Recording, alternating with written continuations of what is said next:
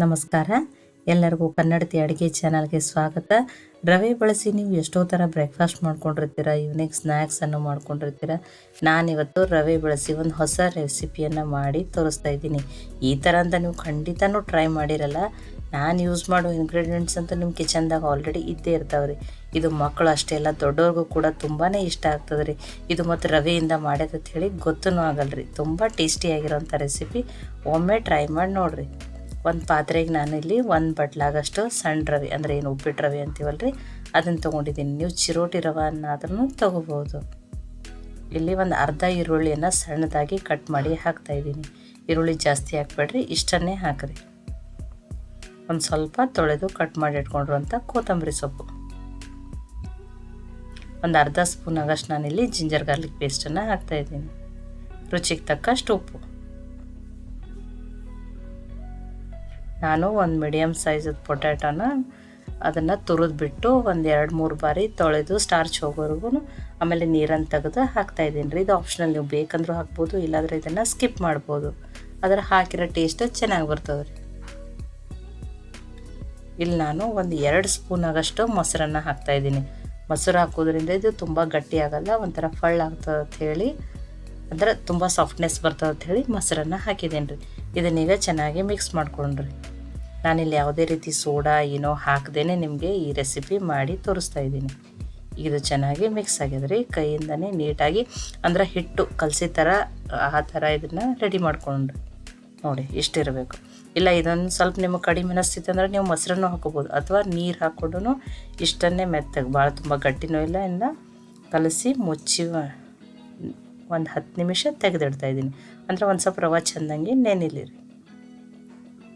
10 ನಿಮಿಷ ಆಗ್ಯದ್ರಿ. ನೋಡಿ ತುಂಬ ಗಟ್ಟಿ ಅನ್ಸಕತ್ತಿದ್ರಂದ್ರೂ ಇಲ್ಲಿನೂ ನೀವು ಇನ್ನೊಂದು ಸ್ಪೂನ್ ಮೊಸರು ಅಥವಾ ನೀರನ್ನು ಹಾಕೋಬೋದು. ಈಗಿದು ನಂದಂತೂ ಕರೆಕ್ಟ್ ಆಗ್ಯದ್ರಿ. ಇಷ್ಟನೇ. ಇಲ್ಲಿ ನಾನು ಒಂದು ಚಾಣಿಯನ್ನು ತೊಗೊಂಡಿದ್ದೀನಿ ಸ್ಟೀಮ್ ಮಾಡೋಕ್ಕೆ. ನೀವು ಡೋಕ್ಳಾ ಪಾತ್ರೆ ಯಾವುದನ್ನಾದ್ರೂ ತೊಗೋಬೋದು. ಆ ಚಾಣಿಗೆ ಸ್ವಲ್ಪ ನಾನು ಎಣ್ಣೆಯನ್ನು ಹಚ್ಚಿದ್ದೀನಿ ರೀ. ನಾನಿಲ್ಲಿ ಸಣ್ಣ ಸಣ್ಣ ಬಾಲ್ಸ್ಗಳನ್ನು ಮಾಡ್ಕೋತೀನಿ. ತುಂಬ ದೊಡ್ಡ ಮಾಡ್ಕೋಬೇಡ್ರಿ, ಸಣ್ಣ ಸಣ್ಣ ಇದ್ರೆ ಸ್ಟೀಮ್ ಆದ್ರೂ ಜಲ್ದಿ ಆಗ್ತಾವೆ. ನೋಡಿ ಇಷ್ಟನ್ನೇ ಮಾಡ್ಕೋತಿದ್ದೀನಿ. ಇನ್ನೊಂದನ್ನು ಮಾಡಿ ತೋರಿಸ್ತೀನಿ ನಿಮ್ಗೆ. ಎಷ್ಟು ಸಣ್ಣದಿರ್ತದಲ್ರಿ ಅಷ್ಟು ಜಲ್ದಿನೇ ಬೇಯ್ತದೆ ರೀ.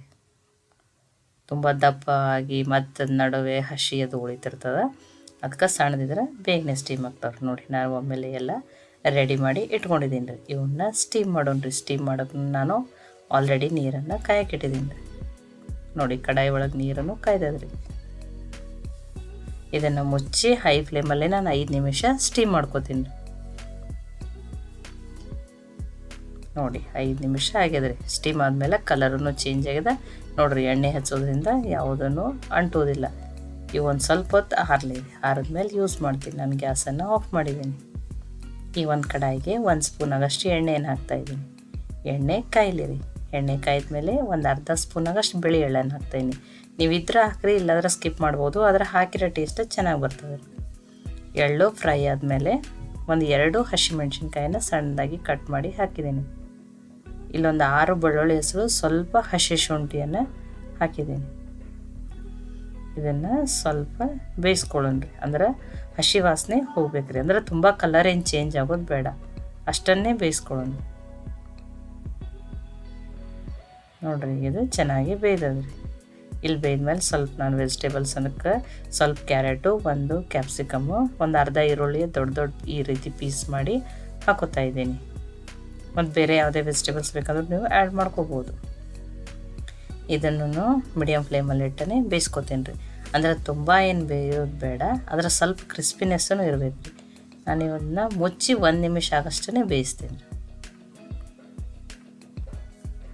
ಸ್ವಲ್ಪ ಸಾಫ್ಟ್ ಆದರೆ ಸಾಕ್ರಿ. ಇವು ಸಾಫ್ಟೂ ಆಗ್ಯಾವ ನೋಡಿ.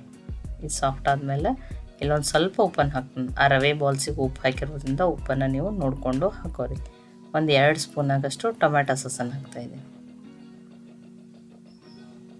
1 ಸ್ಪೂನ್ ಆಗಷ್ಟು ನಾನಿಲ್ಲಿ ಸೋಯಾ ಸಾಸ್ ಹಾಕ್ತಾಯಿದ್ದೀನಿ. ಸೋಯಾ ಸಾಸ್ನಿಂದ ಕಲರ್ನು ಚೆನ್ನಾಗಿ ಬರ್ತದೆ, ಟೇಸ್ಟು ಚೆನ್ನಾಗಿ ಬರ್ತದೆ. 1 ಸ್ಪೂನ್ ಆಗಷ್ಟು ರೆಡ್ ಚಿಲ್ಲಿ ಸಾಸ್. ಇದನ್ನೀಗ ಮಿಕ್ಸ್ ಮಾಡೋಣ. ಮಿಕ್ಸ್ ಮಾಡಿ 1 ನಿಮಿಷ ಆಗಷ್ಟೇ ಬೇಯಿಸೋಣ್ರಿ. ಸ್ವಲ್ಪ ಸಾಸ್ಗಳನ್ನು ಬೇಯಿಲ್ಲ ರೀ. ನೋಡಿ ಸಾಸು ಬೇಯ್ದವ್ರಿ. ಈ ಗ್ಯಾಸ್ ಲೋ ಫ್ಲೇಮ್ದಲ್ಲಿಟ್ಟು ನಾನಿಲ್ಲಿ 1 ಸ್ಪೂನ್ ಆಗಷ್ಟು ಕಾರ್ನ್ಫ್ಲವರ್ ತೊಗೊಂಡು 3 ಸ್ಪೂನ್ ಆಗಷ್ಟು ನೀರನ್ನು ಹಾಕ್ಕೊಂಡು ಇದನ್ನು ರೆಡಿ ಮಾಡ್ಕೊಂಡೀನಿ. ಈಗ ಇದನ್ನು ಹಾಕಿದ್ದೀನಿ ನೋಡಿ. ಈಗ ಇದನ್ನು ಚೆನ್ನಾಗಿ ಮಿಕ್ಸ್ ಮಾಡ್ತೀನಿ ರೀ. ಇದು ಹಾಕಿದ್ಮೇಲೆನೂ ಕಲರು ಚೇಂಜ್ ಆಗ್ತದೆ ರೀ. ಇನ್ನೊಂದು ಸ್ವಲ್ಪ ಗ್ರೇವಿ ಬೇಕಂದ್ರೆ ನಾನು ಇನ್ನೊಂದು ಸ್ವಲ್ಪ 3 ಸ್ಪೂನ್ ಆಗಷ್ಟು ನೀರನ್ನು ಹಾಕ್ಕೊಂಡಿದ್ದೀನಿ. ಇಲ್ಲ ನಿಮ್ಗೆ ಡ್ರೈ ಬೇಕಂದ್ರೆ ನೀರನ್ನು ಕಡಿಮೆ ಹಾಕಿರಿ, ಸ್ವಲ್ಪ ಗ್ರೇವಿ ಬೇಕಂದ್ರೆ ನೀರನ್ನು ಆ್ಯಡ್ ಮಾಡ್ಬೋದು. ನೋಡಿ ಈಗ ಚೆನ್ನಾಗಿ ಮಿಕ್ಸ್ ಆಗೈತೆ. ಸ್ವಲ್ಪ ಕುದಿ ಬಂದಂಗೆ ಆಗ್ಬೇಕು ರೀ. ಕುದಿ ಬಂದಂಗೆ ಆದಮೇಲೆ ನಾನು ಈ ರವಾ ಬಾಲ್ಸನ್ನು ಹಾಕ್ತೀನಿ ನೋಡಿ. ಮೊಸರು ಹಾಕೋದ್ರಿಂದ ಈ ರೀತಿ ಸಾಫ್ಟ್ ಆಗ್ತಾವೆ. ಇಲ್ಲ ನಮ್ಗೆ ಇನ್ನೂ ತುಂಬ ಫಳ್ಳು ಬೇಕು, ಸಾಫ್ಟ್ ಬೇಕಂದ್ರೆ ಒಂದು ಚಿಟಿಕೆ 1/4 ಟೀ ಸ್ಪೂನ್ ಆಗಷ್ಟು ನೀವು ಈನೋನು ಹಾಕಿರಿ. ಈಗ ಇವನ್ನ ಇದ್ರೊಳಗೆ ಮಿಕ್ಸ್ ಮಾಡೋಣ ರೀ. ನೋಡಿ ಚೆನ್ನಾಗಿ ಮಿಕ್ಸ್ ಆಗಲಿ ರೀ. ಸಾಸ್ಗಳ ಜೊತೆ ಮಿಕ್ಸ್ ಆಗಿ ಮುಚ್ಚಿ ಒಂದು 2 ನಿಮಿಷ ಬೇಯಿಸ್ತೀನಿ. ಆವಾಗ ಇನ್ನೂ ಸ್ವಲ್ಪವು ರವಾ ಬಾಲ್ಸ್ ಮತ್ತಷ್ಟು ಸಾಫ್ಟ್ ಆಗ್ತಾವೆ ರೀ. ಒಂದು ಸ್ವಲ್ಪ ಎಲ್ಲನೂ ಬ್ಯಾಲೆನ್ಸ್ ಮಾಡೋಕ್ಕೆ ಒಂದು ಅರ್ಧ ಸ್ಪೂನ್ ಆಗಷ್ಟು ನಾನು ಸಕ್ಕರೆ ಹಾಕ್ತಾಯಿದ್ದೀನಿ. ಒಂದು ಸ್ವಲ್ಪ ಹುಳಿ ಅದೆಲ್ಲ ಖಾರ ಬ್ಯಾಲೆನ್ಸ್ ಆಗಲಿ ಅಂತ ಹೇಳಿ ಅದನ್ನು ಮಿಕ್ಸ್ ಮಾಡೀನಿ ರೀ. ನೋಡಿ ಸ್ವಲ್ಪ ನಾನಿಲ್ಲಿ ಮೇಲೆ ಸ್ಪ್ರಿಂಗ್ ಆನಿಯನ್ ಹಾಕ್ತಾಯಿದ್ದೀನಿ. ನೀವು ಕೊತ್ತಂಬರಿ ಸೊಪ್ಪನ್ನಾದ್ರೂ ಹಾಕ್ಬೋದು. ಸ್ಪ್ರಿಂಗ್ ಆನಿಯನ್ದಿಂದ ಟೇಸ್ಟು ಚೆನ್ನಾಗಿ ಬರ್ತದೆ. ಈಗ ಇದು ಮಿಕ್ಸ್ ಮಾಡೀನಿ ರೀ. ಬಿಸಿ ಬಿಸಿ ರವಾ ಬಾಲ್ ಮಂಚೂರಿಯನ್ ಈಗ ರೆಡಿ ಆಗ್ಯದ ರೀ. ನೋಡಿ ಇದು ರವೆಯಿಂದ ಮಾಡಿದಂತ ಹೇಳಿ ಗೊತ್ತೂ ಆಗಲ್ಲ ರೀ. ಟೇಸ್ಟಿನೂ ಹೆಲ್ದಿನೂ. ಮಕ್ಕಳಿಗೆ ಈ ಥರ ಮಾಡಿಕೊಟ್ರಂತೂ ತುಂಬಾ ಇಷ್ಟಪಡ್ತಾರೆ. ಈ ರೆಸಿಪಿ ನಿಮ್ಗೆ ಇಷ್ಟ ಆಗಿತ್ತಂದ್ರೆ ಲೈಕ್ ಮಾಡಿ, ಶೇರ್ ಮಾಡಿ, ಕಮೆಂಟ್ ಮಾಡಿರಿ. ಖಂಡಿತನೂ ನೀವು ಇದನ್ನು ಒಂದ್ಸಲ ಟ್ರೈ ಮಾಡಿರಿ. ಮತ್ತೆ ಒಳ್ಳೆ ರೆಸಿಪಿ ಜೊತೆ ಸಿಗೋಣ. ಎಲ್ಲರಿಗೂ ಧನ್ಯವಾದಗಳು. ಕನ್ನಡತಿ ಅಡುಗೆ ಚಾನಲನ್ನು ಸಬ್ಸ್ಕ್ರೈಬ್ ಮಾಡಿ, ಬೆಲ್ ಐಕಾನ್ ಪ್ರೆಸ್ ಮಾಡಿರಿ.